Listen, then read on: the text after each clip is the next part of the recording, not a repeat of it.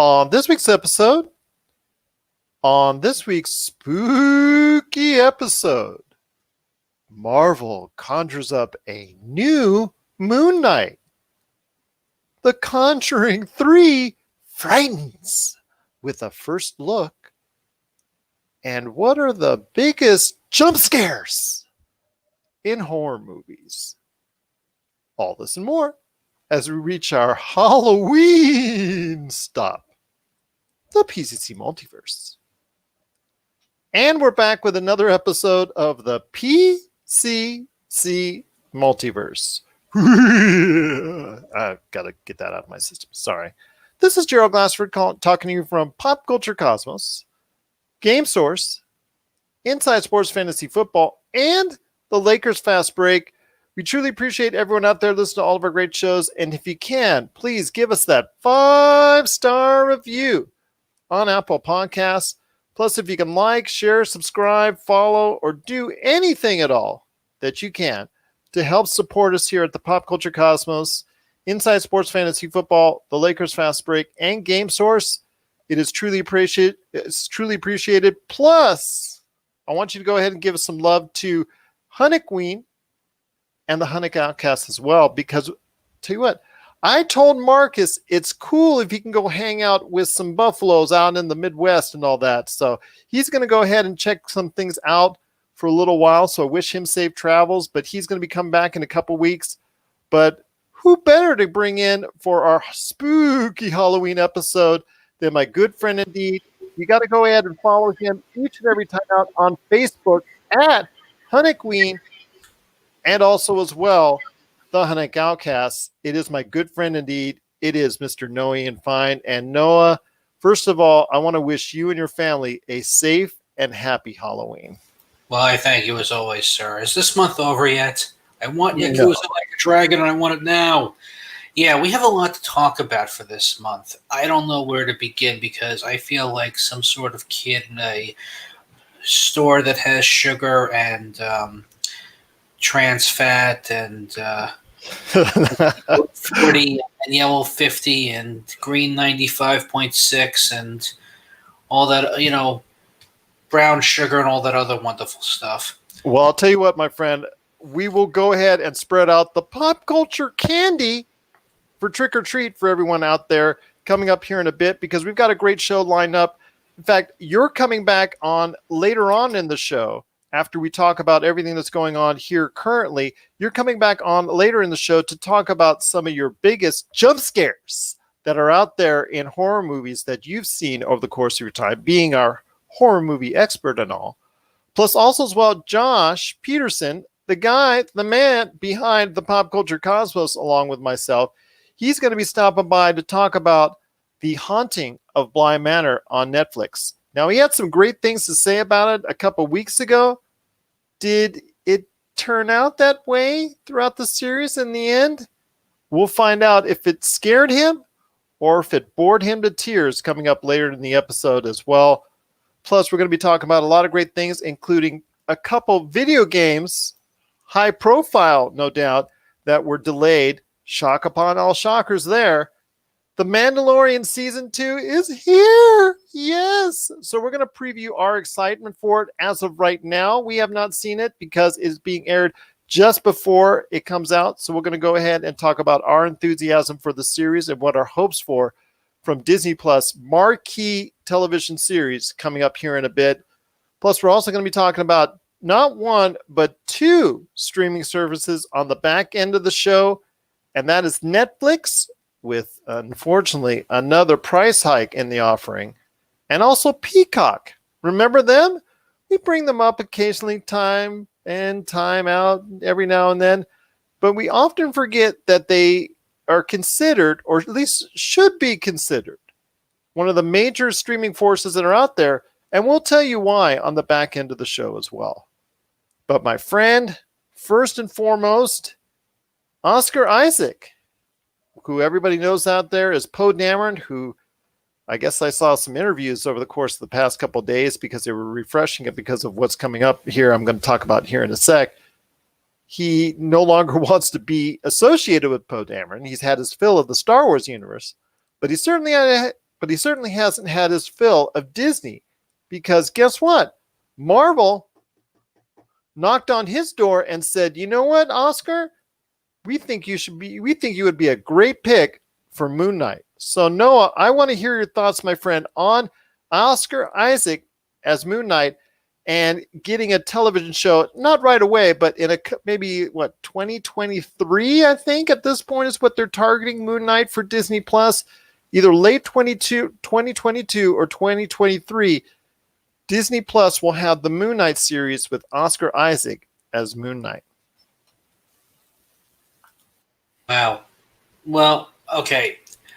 Moon Knight, and when we get to another video game right now, if you'd ask me, and I try to get the research, I've heard of it. I just haven't had much time to investigate into it. But if I understand Moon Knight, it was kind of Marvel's version of Batman, but it wasn't stealing all of Batman. And the difference is this character was schizophrenic, but now he's no longer schizophrenic. And I guess that's because of social justice and political correctness. But I will say this much, it's intriguing. I feel bad for the man, Oscar Isaac, for a couple reasons. He wasn't the worst thing in Star Wars Episode 7, 8, and 9. I don't think anybody knew what to do with any of those actors. I know that Daisy Ridley, I don't know if you discussed what happened with her, how she's crying and blah, blah, blah. But, you know, Oscar Isaac, every time I see him, I put him up there with Cumberbatch, where Hollywood loves him, but they don't know where to place him or what to do with him.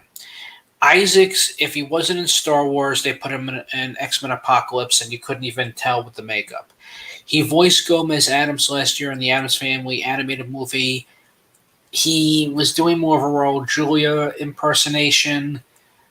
He did his best, but, you know, I feel bad for the guy because he seems to be very likable, but can I see him as Moon Knight? You know, I know he seems to be the hot thing, and at least he has a good rapport with Disney. And people were clamoring, I guess, for a Moon Knight movie, which is understandable. It's a docuseries. I'm not docu. It's going to be a regular TV series on Disney Plus. Right, because I guess now I don't know what the MCU is doing with their phases anymore. If they're going to be doing them at all, or they're just going to focus on X-Men and Fantastic Four, and that's going to be that. I don't know what they're doing with the MCU at this point. But if you make a Moon Knight Disney Plus series, is what I understand, you know what? For this type of character, I hope they don't do what they did with Punisher and Luke Cage and Jessica Jones. And I'll say for the first few episodes of Daredevil, not that I had anything against it, but I just felt that if it's going to be an hour series, take care of the origin in the first episode and just move on, because I've kind of had it with origin stories, and you could just tell it through flashbacks, what they kind of did with the Aquaman movie. But past all of it, I don't know what they could do with Moon Knight now, is that if he's that relevant, because, again, it would be great if they had this character in the 80s, but if they're not going to make him the schizophrenic character, I don't know how intriguing he's going to be, and I don't think he's really a Disney Plus MCU character, because I go back to his mental illness. So they're probably just going to water this down and bog it down. It'll be great to see him in the costume, and I'm sure it'll be great to see another live-action superhero movie, but I think since I've been through so much superhero fatigue, it's 50-50 on this one, but it's a few years away, and it's talks. If it works, it works. If it doesn't, I don't really know who his rogue gallery is. And I guess it's better when you have the Avengers because you have them all together. So I don't really know past the schizophrenia, his personality, his catchphrases, his like I said a few minutes ago, his rogue gallery. It'll be interesting, I suppose, but I hope it's not just to say, okay, well, we have the rights to his character and we have Disney Plus. That's it. So I hope it's a little more, because I do feel bad for Oscar Isaacs. Well, he's going to be Oscar Isaac is going to be very successful in this because first off, he's the character himself is very snarky. It's very funny. Not to the level of Deadpool, but almost there. So we should see that type of Oscar Isaac slash Poe Dameron type of feel for that character.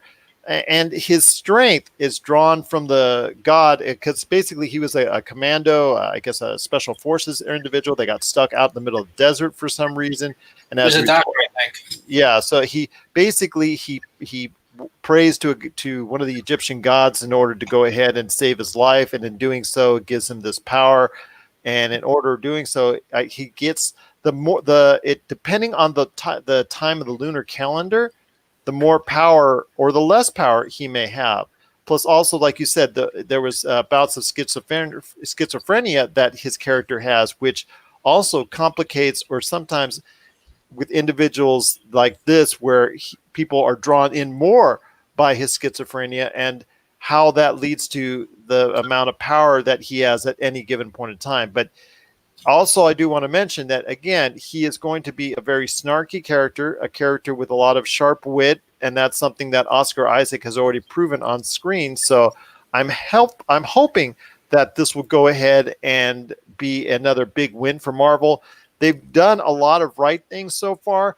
I know they're going to try and stick to some type of phase plan going forward, whether it's phase 4, phase 5, phase 6, and continue going on with that. And yes, the X-Men and Fantastic Four are going to become a major part of it, and they're going to be incorporated into it. But I want to go ahead and say this. They've planned these out originally when they dropped that bomb, as far as when they dropped all the news, I should say, during Comic-Con, and they dropped how they're going to go ahead and the future for the Marvel Cinematic Universe, which would include incorporating all these television shows. So WandaVision, Hawkeye, Falcon and the Winter Soldier, She-Hulk, all these television shows that you're going to see on Disney Plus, those characters are going to be intertwined with what you see in the film, which means we will eventually see them incorporated maybe in a Guardians of the Galaxy, maybe in an Avengers, something like that. But you will see Oscar Isaac on the big screen and not just on Disney Plus. Well, that's what I'm curious about too, because they mentioned, I know that Falcon and the Winter Soldier got delayed because of COVID, and I know that they're working on She-Hulk, and I know that WandaVision, as far as I know, is not going to just be another MCU. It's pretty much how Wanda is accepting the fact that Vision is gone. But you also got to remember, since she's going to be a major part of Doctor Strange 2, it's also that multiverse is going to be created within the confines of what we're seeing or what we're going to be seeing in WandaVision. So she is going to be that show, and what the actions from that show are also going to be incorporated later on in Doctor Strange 2 and beyond. Well, I hope so. I know, and I'm stoked for Doctor Strange 2, don't get me wrong. I know we can't talk too much about whatever phases 4, 5, 6. I don't know how many more phases they're going with the MCU. But I guess we'll get there when we get there. I'm stoked. I'm curious. I just hope it's not just, as I said before, I'm just crossing my fingers and hoping it's not just because we have rights to these characters and where we're putting them and what we're going to. I'd love to see them in Guardians. I would love to listen. I got Disney Plus for a lot of reasons. I'm really glad that they put the Guardians cartoon on Disney Plus. I would have loved to see if they did, a Guardians live action series, which I know the actors won't do, unfortunately. But it would be great if they would do a spinoff. I mean, if they did do a Groot and Rocket spinoff with Vin Diesel and who's the guy? Rocket? You mean Bradley Cooper? Yeah, Bradley Cooper and Groot, and they did like a spinoff, because I know they did in the comics for a while. That's worth having Disney Plus right then and there. I don't think Chris Pratt would be part of it, sadly, or Batista, but it would be. I'm crossing my fingers to see what they're, and I'm also curious if they can bring in Daredevil and Luke Cage and Jessica Jones, because I think the rights are finally going back to Disney. Yeah, they're with Disney now. It's all under Marvel's roof. The question, like you said, is will we see Charlie Cox? Will we see these other individuals from Netflix's universe, as far as the way they interpret it through Marvel? Will Yeah. those characters be brought over with the same actors and actresses, or will other individuals take that place if they're incorporated in the MCU? And that's something we're going to be talking about down the road, I'm sure. But I mean, all this has to catch up because of what's going on in 2020 coronavirus. All these projects that Marvel is mapping out has to all catch up at some time. And it's going to start in December with WandaVision coming to Disney Plus. So I'm excited to see where it goes from there. But I am actually very intrigued with Oscar Isaac as Moon Knight, and I hope everyone out there is as well. I think it was a good move by Marvel in order to do so, in order to get his agreement to go ahead and become Moon Knight. I think his addition will be a sound one, and I'm looking forward to seeing his character progress through the Marvel Cinematic Universe. Yeah. What are your thoughts out there on Oscar Isaac becoming Moon Knight? We want to hear your thoughts, popculturecosmos@yahoo.com. Well, there's much more to talk about on today's show, including some spooky stuff that I know you've dropped on to us, and we're going to show that, or we're going to play that coming up later in the program. But my friend, there's still much more to talk about on today's show, including Cyberpunk 2077 and Far Cry 6. My hand is up. My hand is up.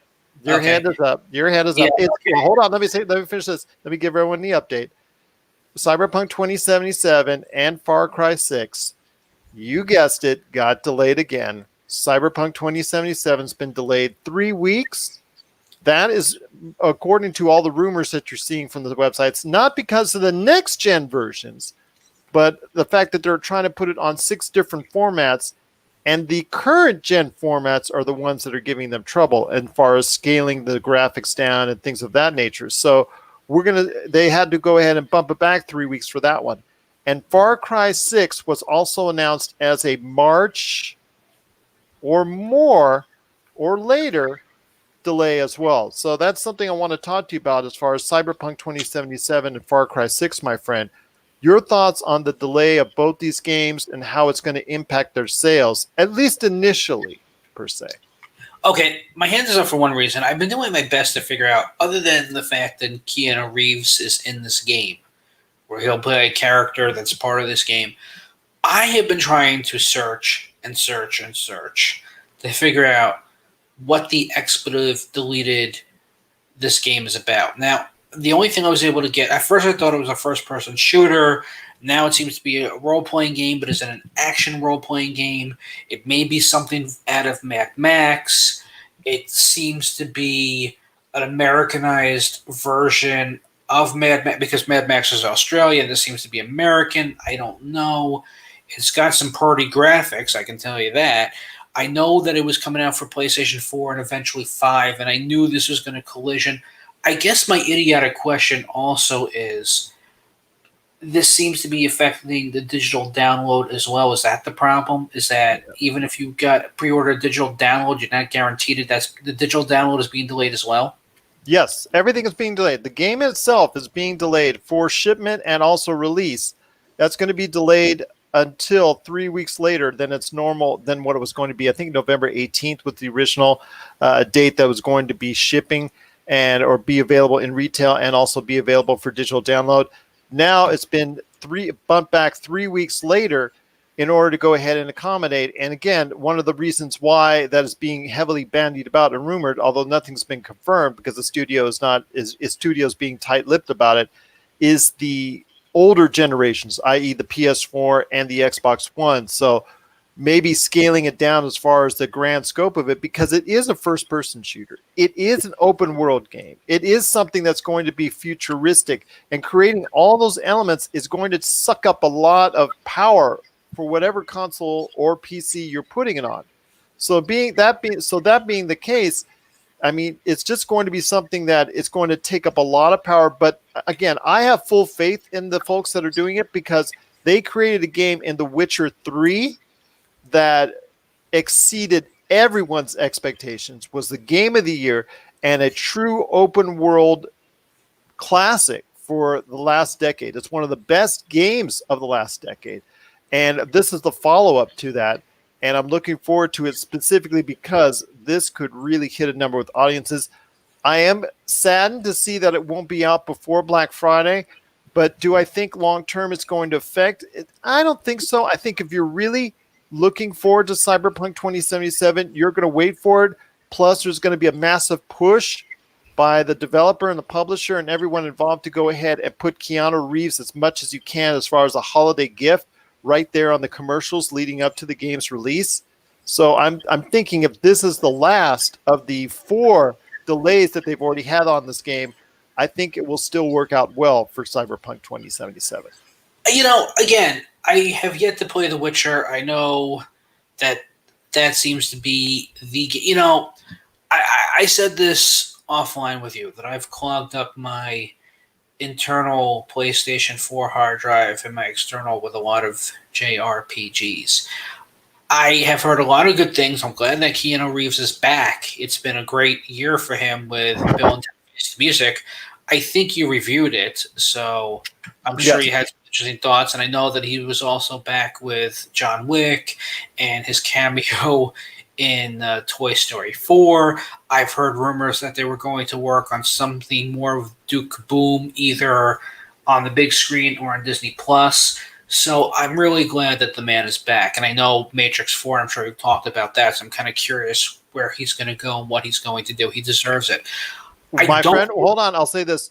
We're in the middle of a Keanu-sans. Which is fine. I'm happy. Listen, but the problem is I've heard this game has been delayed a few times. It was supposed to come out in September. 4 times now. 4 times, yeah. I'm probably going to have to sell some plasma to get it because, again, I've already talked about Yakuza Like a Dragon to death, but I'm sure that will be on my list once I get it, or I'm sure when there's some sort of digital sale on PlayStation. But, and I'm sure with The Witcher as well, but will this game be worth it? Listen, there are a couple of games like it from what I understand besides the Yakuza series. There is Mad Max that's on sale on the PlayStation 4 digitally. That's $20, as well as Fist of the North Star, Paradise Lost. But, and those are great games. But the more I look at Cyberpunk, I said it 5 minutes ago, and I'll say it now. The pros will be for this game are not just a fresh coat of paint of pretty graphics for PlayStation 4, PlayStation 5, or Xbox. It's nothing to do with the graphics. I'm about gameplay and about controls. You could have lime green, sea foam, apricot, pineapple in the background, but as long as the gameplay and the controls are worth it, you have my interest. That's why I still have a lot of Atari 5200 games and 2600 games. So I'm just hoping, but if this is from the people that have given us Witcher and they've raved about it, I feel that it's in good hands. I'm sure the excuses are justified. I think, though, it seems to also be some sort of strategy because they want to make sure for the holiday season it's not been a great year for anything. I think they're trying, no matter what, to push us more for that late November, early December for a holiday release. Like, they really need something because we're getting new consoles. I'm waiting about a year or two to get PlayStation 5 for reasons because I still have a bunch of PlayStation 4 games. So I'm going to keep this on my PlayStation 4, but I feel that anybody who got 5 or Series X, they're the ones that want something to say, well, I got the system, what do you got? And since a lot of things have gotten delayed, I'm really hoping that this will have some, and I'm sure it's going to have a payoff. But then again, people, they're only happy when they're miserable on the internet and they can't really say their true feelings. But I have a feeling that this is going to be one of the top games of 2020. I agree with you, my friend. They have that pedigree. They deserve that honor to go ahead and do so. And if they want to get it right and take that time, and if 3 weeks is just 3 weeks, so by December 10th, you're still going to be playing a lot of stuff. Even if you got a new console, it's still going to be playing a lot of stuff by that time it comes out. And you're just going to have, you're going to clear all the space aside to go ahead and play Cyberpunk 2077 when it comes out December 10th. And it's still, even though it won't be there for the Black Friday shopping, it will still be there for the holiday season. So people will hopefully have money back in their pockets after all the money that they spent on Black Friday. And in November, hopefully they'll have some money left over to buy, their son, daughter, whoever, husband, wife, whoever in their life really wants to go ahead and have this game. And they're going to go ahead and hopefully be able to go ahead and do that. And I think having it on the 10th still means that they're going to have a big holiday push. So you will be seeing right around early December, a lot of Keanu Reeves coming up right at you. But before we go on to our next subject and before we hit the half-hour break, I want to go ahead and let you know, my friend, real quick, Giancarlo Esposito, the world's hottest actor right now, seemingly, is actually in Far Cry 6, but it is being delayed. It's being pushed back no earlier than March, which is going to be something that's very disappointing to a lot of Far Cry fans out there. But I want to hear your thoughts real quickly, and then we'll transition to Giancarlo Esposito's, well, actually, one of his other projects that's even getting more hype. But we'll go ahead and touch on that in a sec. But I want to hear your thoughts on Far Cry 6. I see possibly a delay even into the summer. Okay, Far Cry, I'm also familiar. I haven't played too much of it. Is this the one where it's a first-person shooter, correct? Mm-hmm. Okay, I've seen the videos where there's one of the impersonators that impersonated Cleveland Brown and goes on PlayStation Network, and he's done this in Grand Theft Auto. But I think there was also a primal version, right? Like during the Ice Age or something. Yep, it's been different versions of Far Cry. Far Cry has been taking you to different locations, different time frames, things like that. Okay. I will say this, as well as Cyberpunk. Far Cry has always had me intrigued. I will one day sit down and play it. I just have so many games to play that it is on my bucket list. But I think if I want to play one, I don't know if there's a certain order, but I'm kind of curious about the Primal one, or I think there's the one with the Yeti. Mm-hmm. I'm kind of curious about that as well. I guess it's an open world first person shooter game. I'm not too sure. Oh, it is. Okay. So there's really no limit or anything. You just go around shooting till you're dead or until you. Okay. Something like that. Okay, then you know what? I was never a huge fan of first-person shooters. I can take or leave them. There's a few I like, and there's a few. But I always like GoldenEye on Nintendo 64. But if this game is what I think that it is, it will be on my bucket list down the road. I'm probably going to have to get like 6 more external drives, or thanks to the cloud, and that's why I'm doing all the digital downloads if I can. But yeah, I'm definitely good. What does this one take place in exactly? What's the theme for 6? I think this one is more of like in a land that's run by a dictator, which coincidentally enough is Giancarlo Esposito. So are you overthrowing the government? Perhaps. Are you doing what you can to go ahead and become the leader of a revolution? Perhaps. But if you get a chance to check out the video for it, it's been available for a couple months now, but it is something very intriguing. I'm just thinking that if they were very vague at Ubisoft from bumping it back from, I think it's February, original release date, and they're saying it's coming out no earlier than March, then I have a feeling that they're just leaving that wide open for just some type of generic date to come out. And I'm thinking that it probably won't actually hit out until maybe the summer at best. But you know what? That's the days right now for video game makers where there's constant delay after delay after delay, which is a shame to see continuing going forward into a new generation of consoles. But again, with the type of money and development involved, I'd rather you get it right than just on time. Yeah, I agree with that. I know people complain about games being delayed, but then you have to deal with the 25 or gigabyte updates, things like that. Yeah, Marvel Avengers that apparently has like a new update that's going to have fixing 200 bugs. Yes, so yeah. We'll keep an eye out for Cyberpunk 2077 and Far Cry 6 and keep you updated on them. They are 2 of the marquee games coming hopefully within the next 12-month time span, but they both got delays. What are your thoughts on Cyberpunk 2077 and also as well Far Cry 6 getting delayed? We want to hear your thoughts. popculturecosmos@yahoo.com. But before we hit the halfway mark, my friend, Giancarlo Esposito's one of his other projects that he has debuts. Actually, you probably already even seen the first episode as you're hearing this on radio outlets everywhere all over the world, and also on podcast outlets everywhere. But I'll tell you what, my friend, I am so excited, absolutely excited for The Mandalorian Season 2. Obviously got a lot of praise, got a lot of, as far as Emmy nomination consideration, even took home some Emmys.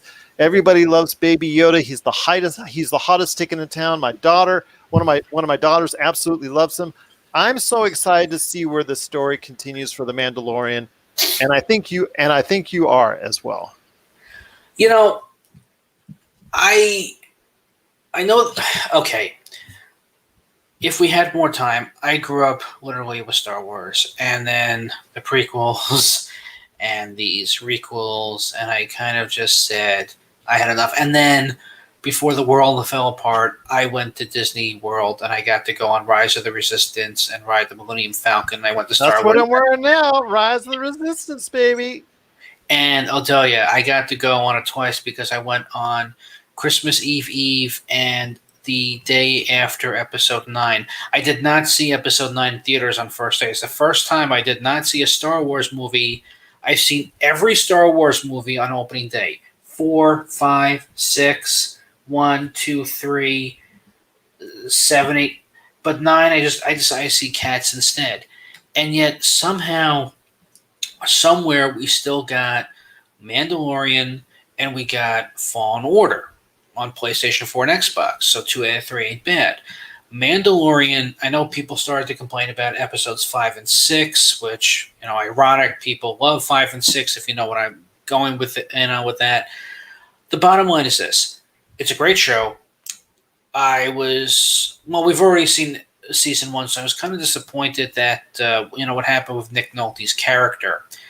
But I will say this much. With Baby Yoda, even though we don't still know what species he's from or what he's capable of, but we have Apollo Creed, Carl Weathers. We have, Mr. Krabs, Lex Luthor. We have Gina Carano, former UFC champion. I mean, we have a great cast, and you know what? For a character that I wasn't too much of a fan of and got a lot of hype after the release in '97. And he was supposed to get a movie and didn't happen. And what happened with him in the prequel, people had a love-hate relationship with. This is not Boba, but it's another Mandalorian. And you know what? The series works. I'm glad this got Emmys. I'm glad this got the respect it deserved. Jon Favreau, you know what? Sorry, Jon Favreau. The child doesn't work. Baby Yoda, Baby Yoda. Everybody's calling it Baby Yoda. Sorry. Well, you know what it is? No. What I'm going to say is that people were on top of him because of Jungle Book and Lion King. And if you watch Nostalgia Critic with that segment where, Doug's brother Rob is playing Jon Favreau, is making comments like he's making Lion King just so he can make money so he can keep episodes of Mandalorian. I can kind of understand what he's doing. I mean, he's kind of eating crow so he can work on projects that he wants to work on, which is great. Well, The Mandalorian is by far and away the most popular thing. It is.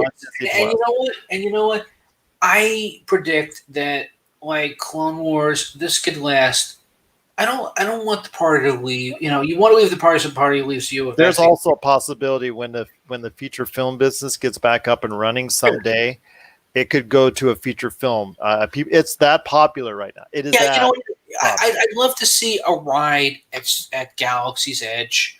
I would love to. Yeah, I'd love. There was a Bounty Hunter video game for the PlayStation 2 and the GameCube. I still have it. I would love to see more of what they can do with this universe. But I predict, like I said, you don't want the party leaving you. So I would give this at least 5 or 6 more seasons and then work on maybe a trilogy if you can keep this cast. But, or like I said, like with Jedi Fallen Order, and if they do a sequel, Fallen Order, I would love to see a video game version of these characters, whether it's action RPG or, and I said a few minutes ago, put this in Galaxy's Edge. Do it while the iron is hot. I understand. Again, I understand you keep making the virus as an excuse, and it's understandable. But you know what? It's not going away anytime soon. You have the technology. You have the fan support. Instead of worrying about what you could have done with Star Wars with Episodes 7, 8, and 9, work on what's really making the fans happy, and what's working is The Mandalorian. And Well, like I said, my friend, The Mandalorian is by far and away the most popular Star Wars IP that they have currently right now. And it has garnered such acclaim, such praise, and such fan love out there. I expect right now people to have a hard time trying to get it because the mass of trying to go ahead and just flood Disney Plus all at one time with people trying to go ahead and download the first episode of The Mandalorian. It's going to be something to see to be believed, but it is something right now that's going to be considered close to a phenomenon as we can under the circumstances, because it is The Mandalorian season 2. It is something that a lot of people like myself and like Noah are very excited for. We want to hear your thoughts. I know out there you've already caught the first episode, many of you, and even if you haven't, you're probably going to do so this weekend. I want to hear your thoughts. How good is season 2 starting for you? So we want to know your thoughts on that. Please share it with us, popculturecosmos@yahoo.com. We're excited for The Mandalorian, and you know what? I know a lot of other people out there are as well. Well, coming up on the back half of the show, it is No Ian Fein talking about the biggest jump scares in horror movies.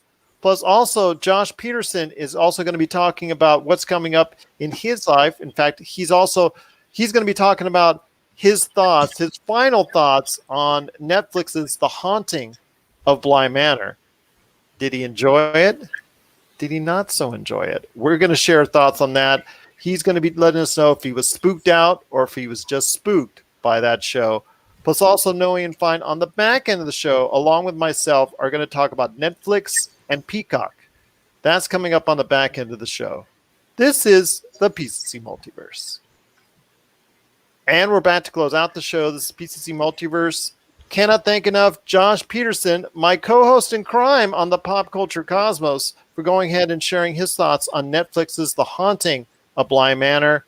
I also want to go ahead and give a shout out to everyone involved at Indie Pods United. That's right, Indie Pods United. If you're a podcaster interested in podcasts, or you want to know more about the podcasting realm, coming up in late November, there's the Indie Pods United convention, 5 days, a very low price for tickets right now. I believe it's as low as $10. So if you want to find out more, just go and check out indiepodsunited.com. That's indiepodsunited.com, and you'll find all the information you can on this upcoming awesome event that we may here at the Pop Culture Cosmos be a part of, but I'll divulge those entire news coming up on the Pop Culture Cosmos on Monday's show as well.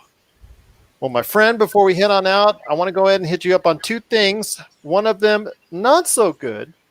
One of them is so good when it concerns the streaming outlets are concerned. And, you know, now these days, with the way coronavirus is and 2020 is, unfortunately, for those that loved going to the movies, those days right now have been put on hold, and everybody now focuses on what's coming out to streaming. Netflix just announced a price hike from here in the States from, I think it's the general platform, if I'm not mistaken, from $12.99 to $13.99. I think that's the going price. I'm going to go ahead and confirm it just to make sure, but that's it. Netflix's price hikes, they really don't go over well. So going from $12.99 a month to $13.99 a month, even though that's only $12 extra a year, anytime they do a price hike, it just never goes well for Netflix. Okay, strike one, you got rid of the Dark Crystal Age of Resistance. Strike two, you're not taking cuties off of Netflix. Strike three seems to be that price hike. I'm really debating of whether or not I want to keep Netflix at this point. I mean, I could go on a soapbox and say that everybody's investing in streaming services at this point, and because of contracts and whatnot, and who has what for the reruns. And if you use a VPN, you can kind of go onto Netflix in England and get some episodes. But it's only a few episodes of a series, not the full, complete series. But that's not here or there. But I am getting really, I always had this love-hate relationship towards Netflix. When I was using their DVD service, I was getting a lot of DVDs coming to me in the mail that were cracked or unplayable. Because they, unlike with GameFly, they take the DVDs and they put in like this cardboard in the envelopes. Netflix won't do that. So when you get a DVD, you just had the sleeve. Yeah, you just had the sleeve, and the way that the mail carriers would have them go through the scanners or however you get cracked. I get DVDs that come in broken. Or when I would go into my queue when I wanted Paranorman or Dark Knight Returns, it took 6 months before I got it, even though I had it in my queue. And there was a way that you could put it in your queue while it was still in the theaters. So you thought you were getting guaranteed access to that. And I got screamed at when I was trying to talk to the higher-ups to Netflix, saying, like, you called like 12 times and how dare you and blah, blah, blah. I'm a paying customer. And when I wanted to cancel the service, the guy was like, okay. It's like, you don't even want to know why? Nah. So their customer service, like most, has been a word I can't use on this show. But I will say this. Obviously, there's a lot of things that people like about Netflix. And you talked about one of the shows, The Dark Crystal, that they cut, and Cuties that they've left in. With them, it's all about ratings, whether it's ratings in this country or in others, because Netflix has now branched itself out through all around the world. And I'm not trying to defend anything when I say that statement. I'm just telling you, when you have almost, I think, going on 200 million subscribers in that range, in that ballpark, we're talking some serious stuff here. And I understand with them running a business and all that and spending huge amounts of cash, even to this day, on projects, if it has the right stars and the right type of movie or director or anything like that. But you're talking, my friend, about something that is the preeminent streaming service. And I understand and I get nobody likes the fact that they're price hiking. I don't like the fact that they're hiking my price. But I want to just tell you this, my friend, that it still is a good value for all the content you're getting on Netflix, even though we are paying a little bit more because of it. But what are we paying for? I mean, we're paying for reruns of TV shows, only getting a few episodes, not the complete series. We're getting maybe a good series here or there that's being canceled. You're getting a lot of action that would have been normally straight to DVD movies, and I get that. And they're popularizing them, like Chris Hemsworth and also others that are out there that have made movies. I mean, this is just the list. You're right. Charlize Theron, she made her movie, got 78 million people to watch it, even though that's a movie that probably would not have clicked on the big screen. No, I mean, there were always pros to this, especially when they started just to put.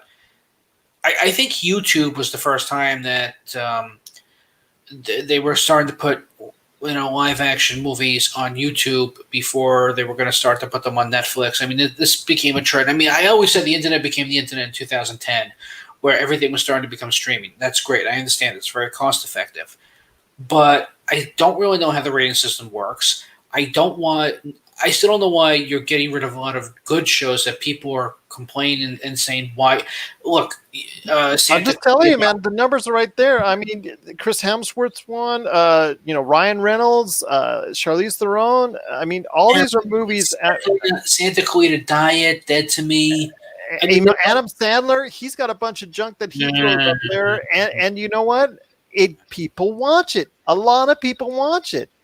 That's what they're going. It doesn't have to be always quality that's going to Netflix. It just for them, it's like a lot. Let's just throw out there and let's just throw stuff out there and see. Well, that would explain Gwyneth Paltrow's Goop, and that would also explain the South Park gag where they call up Netflix saying you've been greenlit. I get that. I just can't support it. But then again, Amazon has done this too, and so has Hulu. So it's not like Netflix is the only one. I just wish I could see how to become a Nielsen family for a streaming show, because there seems to be a lot of shows that are getting canceled that I'm getting invested in per usual, but then a year later they're gone for whatever reason, and I don't not to, even though they got nominated for Emmys. I mean, Schitt's Creek, that somehow found its way on Netflix, and it's going to have the final season on Netflix. So, or I was going to go to Hulu, and the same thing is, so I'm just curious, but I mean, you're right. I shouldn't just say this because of one of my favorite shows getting canceled, Dark Crystal, but there are several that I enjoyed. But that's, you know what, I can do this all day. I'm sure somewhere, somehow. Although, here's the thing that I found that's interesting. When I watched The Critic back in the 90s, there was audio commentary with Al Jean saying that after the show got canceled on ABC and went to Fox, Fox, they just said they didn't like it, but they wouldn't put it on the UPN network, if you remember that network at the time, because they were afraid that if it did well on the UPN network, they would get the ratings and the money, and Fox wouldn't, but Fox canceled it because somebody didn't like it. So I think that's pretty much how it works, and I think that the ones who lose out are the fans. But that's just my opinion on that. Well, we want to hear your thoughts on there. How upset are you with the latest rate hike for Netflix? We want to hear your thoughts. popculturecosmos@yahoo.com. Well, my friend, it's been a great episode, and I cannot thank you enough for joining me on this spooky episode. Oh, we're talking about Peacock. Thoughts about that? I know. That's the way I'm going to close out. I got it. Yeah.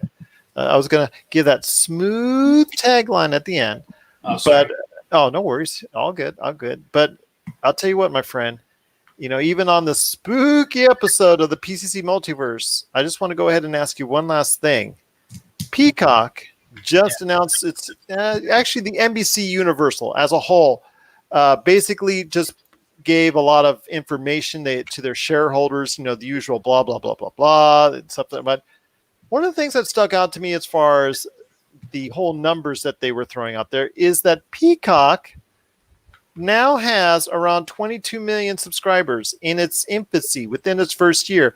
I love the shot that the CEO or chief made in regards to this. In fact, as he was reporting the numbers, he said, we're the anti-Quibi, basically the opposite of Quibi, because that service just hit the dust. But 22 million subscribers, and people weren't sure whether or not Peacock, with its tiered programming of free and not free paid content, was going to be able to work out. So I want to hear your thoughts on Peacock. As a Peacock subscriber, has it been something that you really, truly relish enjoying watching? Is it something that you want to continue going ahead and subscribing to? I know that Brave New World was just canceled after season 1 because I know that was critically ravaged, and also as well just I think wasn't very popular. But I know they've got more things up their sleeve at Peacock, and I just want to hear from you as a Peacock subscriber if it's for the best long term. Again, I still don't understand Hollywood law, because Harry Potter, as far as I know, was Warner Brothers, and it should have been on HBO Max, and now it's on Peacock because NBC got the rights somehow. They also got the rights for 2.5 Men, which is also weird because that's a Warner Brothers show that should be on HBO Max, and yet somehow it's on Peacock. That's the reason why I got it for 2.5 Men, at least, when Charlie Sheen was on it. But Peacock, it's weird because it goes back to who owns or bought the rights for movies and syndicated shows, and it's just so headachy. But I know there's the free service. I think when you pay for it, you don't get the ads, or you get more shows, or they've got free ad supported. I think they've got 3 tiers in all, if I'm not mistaken. Yeah, I got like the student discount because I just felt like watching the first few seasons of 2.5 Men at a time because I missed watching Charlie Sheen, and so I found that was on Peacock, and I had to get the subscription for that. But past all of it, there's just so many. God, man, there are just so many. As a service, I know there's a lot out there, but is Peacock worth it? Is Peacock worth it? Again, I just got it for 2.5 Men, and I'm that. You know what? No, it's not worth it because I don't like the fact that I had to get additional subscription service to watch Warner Brothers properties that should be on HBO Max. That's what I thought. So I had to pay extra for that. And that kind of like, no, it's not worth it for that alone. And it's only free for certain things, but if you want more things like what I just said, you have to pay for it. So to answer your question, no, I think it's wrong.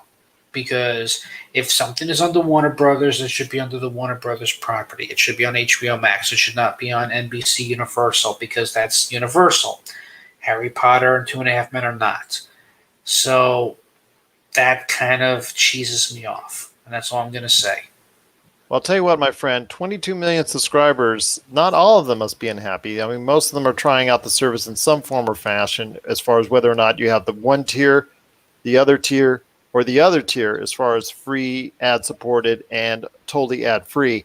So it's going to be interesting to see how their tiered system works out, whether they stick with it or they ditch it long-term. We're going to find out. Plus, they're also going to be getting some more Jurassic Parks, Jurassic Worlds, obviously Fast and Furious. That's going to be something that they're going to delve into more. They're going to get all the movies from there. And I think going forward, they're going to have even more to talk about as far as possibly even a show. That's just a thought I'm having. I'm thinking that they're going to go ahead and not let it die at 11. I think they're just going to go ahead and extend it even more. And Peacock is one of the ways that they're going to do it. But you know what? For those who like Peacock and NBC Universal and all the stuff that they bring, more power to you. It is no longer an afterthought. I mean, we had put it as an afterthought with the Amazon Primes, the Apple Pluses, all the other streaming services that are out there, Netflixes and things of that nature. We had put Peacock as an afterthought. But 22 million subscribers as of now really screams out that, you know what? They might just become a big player in the streaming game. Well, I guess we'll have to wait and see on this because it's just becoming so much of a headache. But I've never really been a huge fan of NBC. And again, reruns for other shows I was kind of hoping like Mad About You would be on there. It's not. It's on another streaming service for some reason, which is, again, also makes zero sense. I don't think, the Despicable Me movies are on Peacock, so it's just so much of a bloody, bleeding headache. But yeah, that's just me all over, so. What are your thoughts out there on Peacock hitting 22 million subscribers and now firmly entrenching itself as a player in the streaming game? Share us your thoughts. popculturecosmos@yahoo.com. Well, my friend, it's been a great episode. I cannot thank you enough for joining up with me on today's spooky episode on the PCC Multiverse. Any last thoughts on the way out? Yes. 2020 cannot end fast enough. That's all I'm going to say. And it's going to be a very interesting couple months, though, for video games and The Mandalorian. So, we got a few more months left. You know what, everybody? We're going to get through this. And hopefully in another few months, things will slowly and surely get back to, dare I say, normal. So please hang in there, and it's only a couple more months, so we'll get through this. Absolutely. And for those that are interested, speaking of video games, we've got a Game Source profile, our latest one that came out on Wednesday of Assassin's Creed Valhalla. So check that out. Plus, Chris Lardieri, Dominic Lardieri, and I went on our latest episode of the Inside Sports Fantasy Football. I had Stone Hansen from DraftSite.com on for the Lakers Fast Break. And, of course, all the stuff we do right here. Check it out, please, right here at the Pop Culture Cosmos. So for Ian Fein, this is Gerald Glassford. It's another beautiful day in paradise right here in the PCC Multiverse. We thank you for listening and have a safe and happy Halloween. Boo. There you go. And here's hoping you have yourself Agree.